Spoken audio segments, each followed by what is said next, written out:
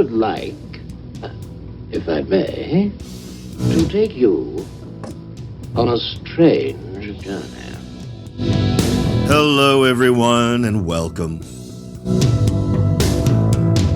to another edition of Real Estate Realities with the Rebel Broker.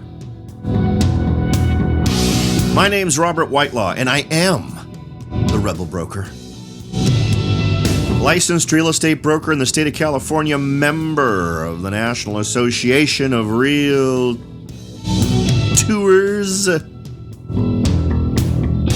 But please, don't hold that against me. Welcome to it, folks. If you'll remember, at the time of recording yesterday's show, things had really just started to get reported in. It was a little bit earlier in the day than I normally record my show, but only a few areas of New Hampshire had reported in. And of course, by now you all know the next president of the United States will be Donald Trump. So I guess we could say the good news is that Hillary Clinton lost, and the bad news is that Donald Trump won. So there you go. But it's a new day. I'm a firm believer in that whole new perspective thing, and you got to think someone who's just been elected president kind of gets a brand new perspective. So I'm kind of going for the whole clean slate thing. Let's see what happens. Let's see what sort of policies and things get pushed forward. We just have to wait and see. Give them the benefit of the doubt is the best way to go. But lots more happened than just Donald Trump getting elected president.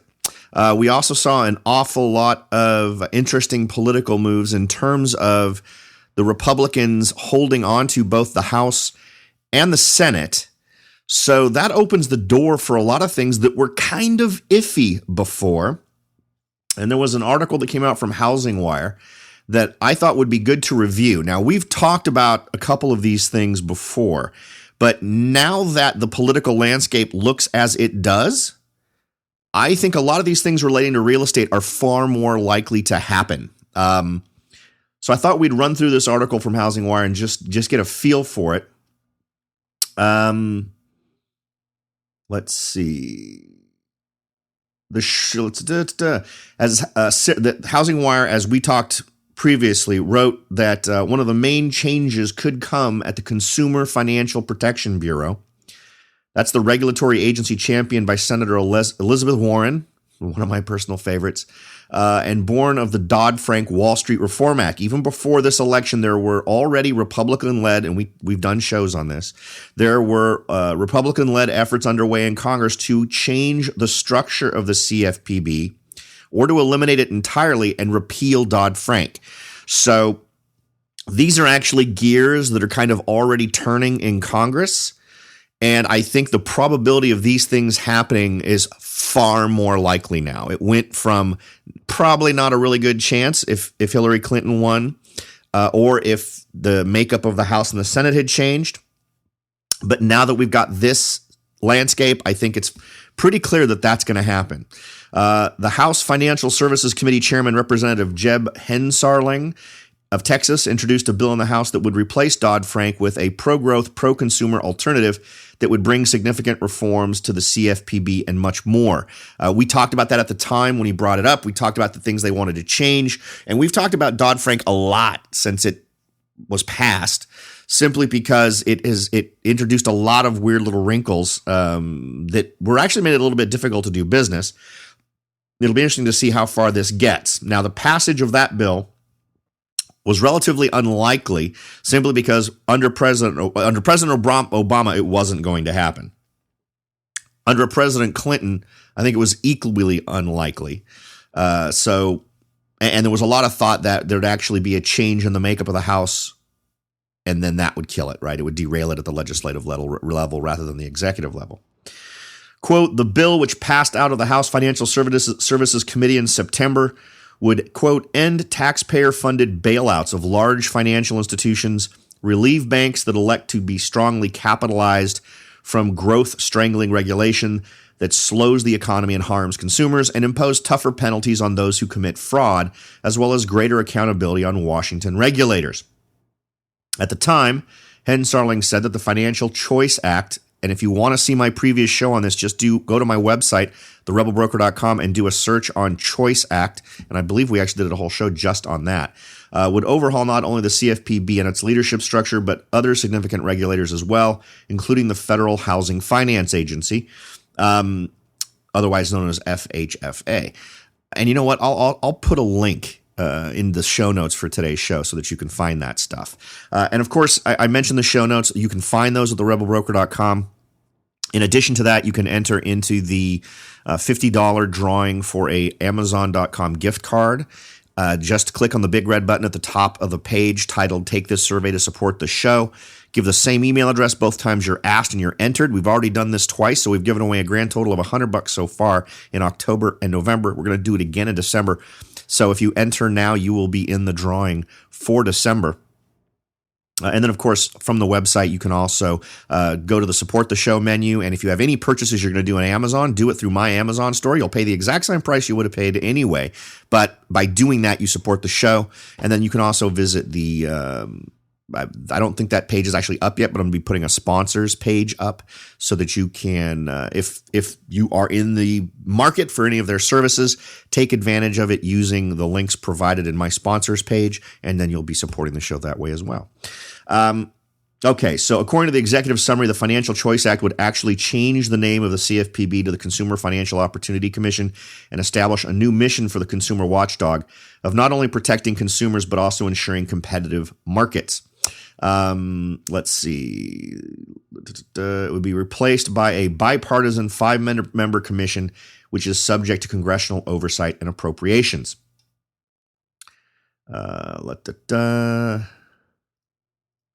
So as we look through this, we see other things that I think are now potentially very ripe targets for the new landscape. So this is clearly one of them, the Consumer Financial Opportunity Commission. The next thing would be the TILA RESPA integrated disclosure rule could be repealed or changed. The national mortgage servicing rules, the ability to repay rules, and the qualified mortgage rules all could be affected by this. Now, President-elect Trump has said often on the campaign trail about enacting a moratorium on, and this is quoting directly now, a moratorium on new regulations as one of his first moves if elected. So could those rules be on the chopping block? It's certainly possible, if not probable. And again, given the landscape, it really is going to depend on how aggressively the folks in Washington go after some of these things and really sort of embrace the idea of fewer regulations put in front of folks who are trying to go through these processes. Let's see. Let me give you some quotes now from the Republican Party platform, because I think keeping these in mind is good, simply because it'll give us an idea of what sort of things they might be wanting to tinker with as we move forward. Quote, "We must scale back the federal role in the housing market, promote responsibility on the part of borrowers and lenders, and avoid future taxpayer bailouts."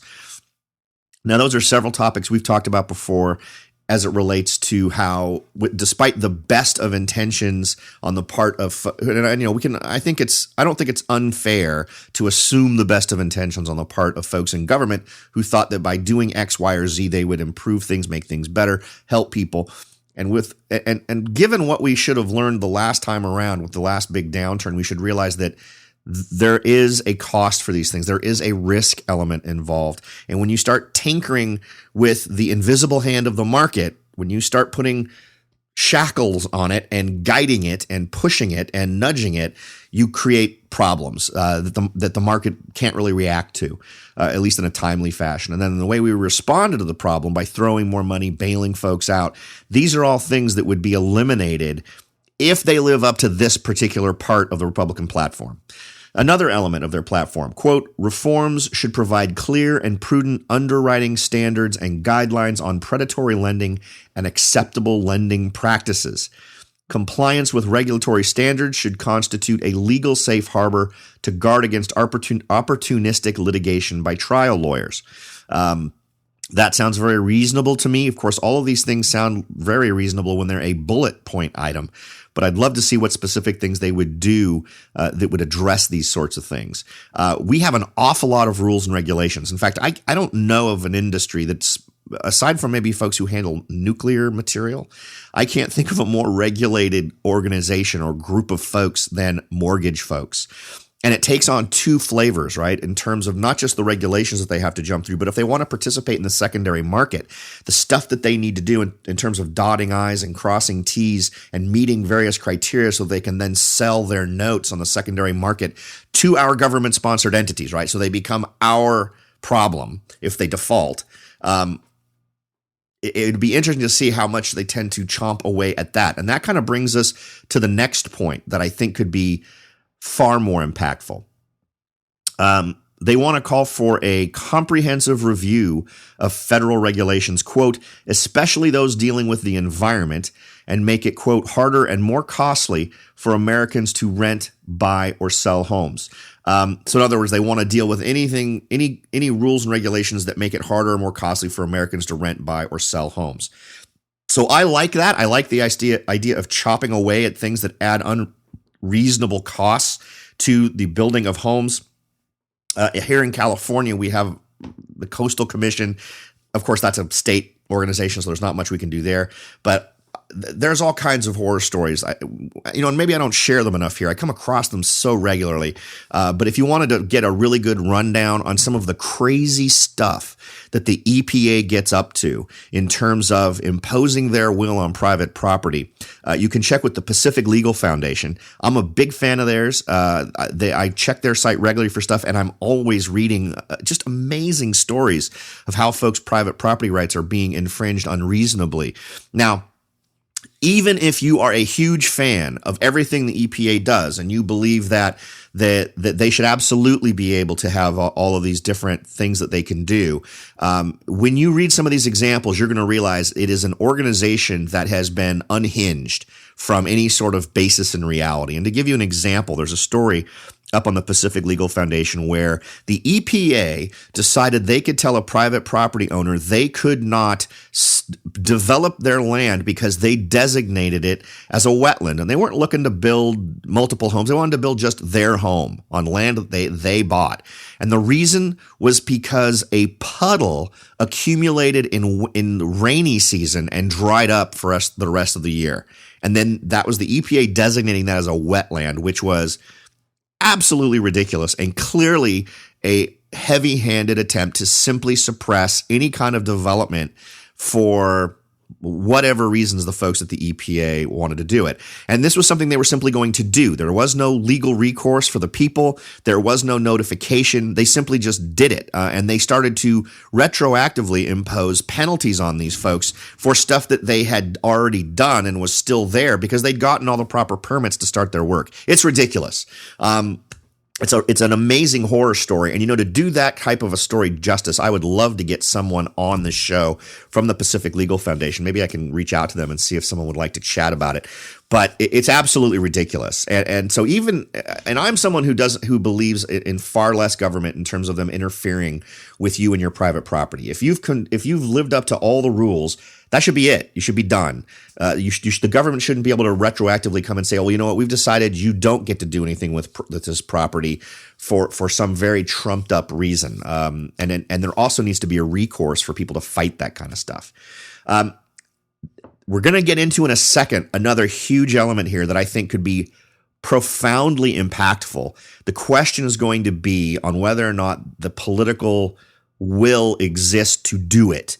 We're going to address that in a second here, but we're going to take a break, so don't go away. We'll be right back with what I think could be pretty close to almost a revolution in how the government is involved in property, and we'll see if this is theoretically something that could actually happen. So don't go anywhere. We'll be right back. Are you ready to jump in and start your search for your first investment property? Maybe you've decided that it's time to own your own home, or maybe you're ready to sell your home and move on to something new.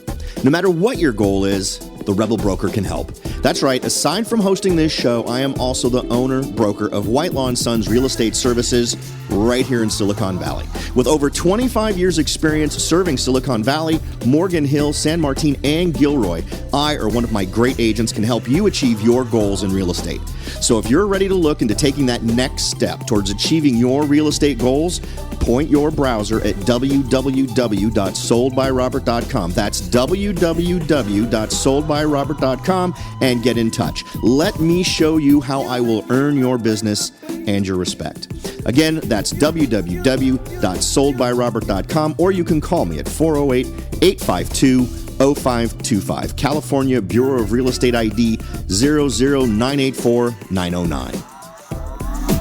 Welcome back, everyone. We've been sort of doing a quick review. I know we did a show not long ago. I think I may have just been a week ago today that we did a show kind of covering what the feel was for what might happen under a Clinton presidency versus a Trump presidency as it relates to real estate. Well, now that we know what kind of a presidency we're going to have come 2017, we're seeing a few more outlets coming out with a discussion relating to, well, what's going to happen? And digging a little deeper, extrapolating some things from the platform of the Republican Party to see where we might see things going. The next big question, and this is one that I think is a biggie, and I think is absolutely worth discussing on whether or not it actually makes sense for this to continue. And I'm totally up for hearing what you think. What about Fannie and Freddie Mac? Now, let's remember, these are government-sponsored enterprises that are currently under government conservatorship, right? According to the article, they have spent years in suspended animation, all the while sending all of their profits to the Treasury. Quote, for 9 years, Fannie Mae and Freddie Mac have been in conservatorship, and the current administration and Democrats have prevented any effort to reform them. Quote, their corrupt business model lets shareholders and executives, and we covered this, man. I wish, because I don't think there's still access to those. You'd probably have to go back to Blog Talk Radio to cover this. But Fannie and Freddie Mac were at the heart of some of the most corrupt stuff I've ever seen, whether you want to talk about the credit default swaps or just backdoor favors being done, collusion with banks and everybody else, where these guys were all paying each other off, and it was all on the backs of you, the taxpayer. It's amazing to me that a whole lot of people didn't go to jail. If any of them did any of the stuff that they did while they worked for Fannie and Freddie out here in the real world, they'd already be in prison. They would be making license plates and sweeping the sides of the roads in nice little orange jumpsuits. There's just no question. The double standard kind of blows my mind in terms of some of these people are still there, are still in positions of authority. Anyway, sorry, that's a whole other show. But again, discussed it a lot. If you want to try and find some of those shows, go back to the Blog Talk Radio page, and you can do a search on Fannie and Freddie, and you'll probably find an awful lot of shows. Bring a drink, though, because back in those days, I was doing shows that were 2 to 3 hours long. So anyway, their corrupt business model lets shareholders and executives reap huge profits while the taxpayers cover all losses. The utility of both agencies should be reconsidered as a Republican administration clears away the jumble of subsidies and controls that complicate and distort home buying. Now, I completely agree with the second half of that statement. And let's kind of bullet point what those discussions are. First is a discussion about the actual utility of either one of these agencies, Fannie Mae and Freddie Mac, to the point of deciding whether it's worth them to exist at all.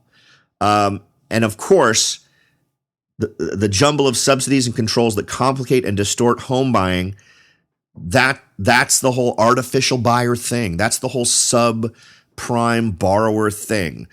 And absolutely, those were ridiculously bad ideas. And on top of it, you were saying to the world, we want you to lend to people who by definition don't yet have the financial maturity to take on this level of debt. And then we are going to saddle public via taxpayer dollars with the risk of that. So that you can sell these to us and then we'll hold them. And if there's a default, that ends up being just a cost of doing business that the taxpayers are expected to bear. Let's see. It should be noted that the Republican Party that Trump now leads could be vastly different from the one that currently operates in Washington. So the death clock officially ticking on the CFPB, Dodd Frank, and Fannie and Freddie, as the dust is still settling from a status quo shattering election. The only thing any of us know for sure, no one can predict what's going to happen next. He ends it with one line: better buckle up. And I think that is excellent advice. It's really going to depend on how, I don't know, what's the right word? Emboldened the folks in Washington feel, that, because we have to remember and I've complained about an awful lot of things that tend to get laid at the feet of Democrats, but it is ridiculously inaccurate to say that the fault for all this stuff should just be resting with Democrats, because clearly Republicans were supporting this stuff, and there are tons of Republicans who benefit from this, benefit from the status quo. They benefit from this crony capitalistic stuff that's been going on between the government, Fannie, Freddie, banks, lending institutions, all this kind of stuff. And it really depends on whether or not. Now let's try to approach this from the best possible angle. And I'll tell you what, my interpretation of the kind of person that Donald Trump is in terms of trying to establish a leadership model does not actually strike me as a disrupt the status quo guy a lot, unless he figures it benefits him in some way. If he comes at it from a real, quote unquote, revolutionize the system or reboot the system or whatever, however you want to describe it, if he does that, if the folks in the House and the Senate see that kind of leadership, really out there, vocal, we need to attack these things, and I want everyone in the party, in both houses, to focus on this stuff, the amount of potential tables being overturned relating to Fannie Mae and Freddie Mac and a lot of other financial stuff, Dodd Frank and everything else, could be amazingly interesting to see. We'd have to see what happens in terms of what do lenders think about lending when they don't have a way to get rid of their risk. Now, my argument would be there are plenty of institutions that lend now that don't sell their loans off on the secondary market. But then does that end up drying up avenues of borrowing for folks who still deserve to be considered for lending, but are challenged in some way? And there's that broad gray stripe. And I know a lot of folks, when they listen to me talk about this, sometimes think that I'm a little bit harsh about it. And I really do come down on the side of you're not doing someone a favor by loaning them more than they can support in tougher times. So if I'm interested in just trying to figure out what the landscape of lending looks like when none of these things exist. If you don't have Fannie and Freddie anymore, what do lenders do? Now, the lenders make money by lending. Too many people seem to discuss lending as if it's some sort of privileged thing that some guy somewhere or some gal somewhere who has some sort of political agenda or racial motivation or whatever decides you get money because you're the right color or what. No one cares. I hate to break the news to you. While that may happen, there may be some schmuck out there who's making lending decisions based on what color somebody is or what neighborhood they come from. I got to tell you, I've been doing this a long time. I've talked to an awful lot of lenders. Nobody cares. The only color they care about is green. And if they have money and they're looking at money, it's not making them more money. Their absolute most selfish interest is in lending you money. because you're paying them for the privilege. So what do I think happens if these guys disappear? Do I think that folks down at the lowest end are not going to get loaned money? Well, I think that folks who don't qualify won't get loaned money. I think we'll see a strict adherence to the standards of smart lending. But I think that it also encourages folks to take a higher level of responsibility for their financial sanity and their financial situation. But one thing I do think would happen, if we start seeing these sorts of moves, the first ones we talked about, not so much. I'm not so much worried about those. If we start to see the government start to chip away at things like Fannie and Freddie, I think interest rates go up. And I think they go up by a pretty good chunk as soon as people even start doing about that. I think that so many of these things have existed for so long, even if it's a great idea, and even if interest rates wouldn't go up in the long term. And remember, this is exactly what happened when interest rates were raised by the Fed by a freaking quarter of a point way back in December. Remember that? And I called it. If I deserve any credit for anything, I called it. I said for the first couple of weeks, interest rates will go up, then they'll go back down. What did they do? They went up for a couple of weeks, and then not only did they go down, they went down to lower than they were before the Fed increased the rate. Because so much of this is a psychological thing. And as soon as you roll uncertainty into things, that's when people go nuts. So it'd be, I think that the reaction to this would be concerning, not so much because of what the long-term results might be, but because in the near term, it might people think, oh my God, we've shot ourselves in the foot doing this. Whereas in reality, there's always going to be that weird fluctuation that happens after a major change. And again, it's not only about what they decide to do, it's about how they decide to do it. Now, they're going to have 4 years to roll through this muck and figure out what makes sense and what doesn't. As we eliminate different regulations and things that currently stand in the way of folks moving forward with their own properties, and I don't think Fannie and Freddie would go onto the chopping block immediately, but I wouldn't be surprised if they do decide to tackle it. The safe and sane way to do it is to do a slow phase out. So in other words, we don't just drop a hammer and say, all right, as of Monday, Fannie and Freddie stop doing business. I don't think that happens. What I think is over a period of time, they start to roll back Freddie. They'll take the least impactful of these various government-sponsored entities, and they'll start to roll them back. Reduce their involvement, reduce their holdings, start to eliminate what they do slowly, maybe even start to roll some of what they do into other government-sponsored entities. They'll consolidate. And then they'll try to hand the lending market back into the hands of the private sector, which is arguably where it is, but it's because so many different lenders are now so in love with the idea of selling off their loans in the secondary market, the involvement of the government in what happens in mainstream lending is a lot more influential than it should be, in my opinion.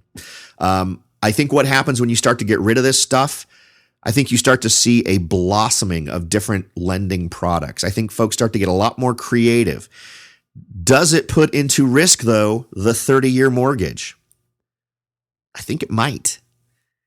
We're really the only country that has a 30-year mortgage. So financing will become far more interesting. I think at the maximum, you'd start to see things. You may see fixed rate mortgages go away altogether. For the vast majority of borrowers, you might see 30-year mortgages go away in favor of 20, 15, or perhaps you still get a 30-year mortgage where there is an interest rate adjustment at intervals, maybe every 5 years, maybe every 10 years. So it's an interesting ball of yarn to unravel and try to figure out where things might go. I think there are a ton of very valid and valuable questions and debates to have about these various elements, and I'm looking forward to hearing more. I'd be very interested in hearing what folks think, what direction they start to lean. Not 100% sure that folks are going to want to walk away from being as influential in these marketplaces as they are. I'd love to see them be less influential. The influence they tend to exert ends up in bad things happening at some point. But I don't really have much faith in either side of the aisle, frankly, that they want to relinquish power. They've never actually demonstrated, by and large. There are absolutely exceptions to that in terms of individuals who are more interested in relinquishing some of their governmental power back to the private sector. But it doesn't seem as much of a trend as you'd need it to be in order for those things to actually get through. So again, I think a lot of this hinges on what sort of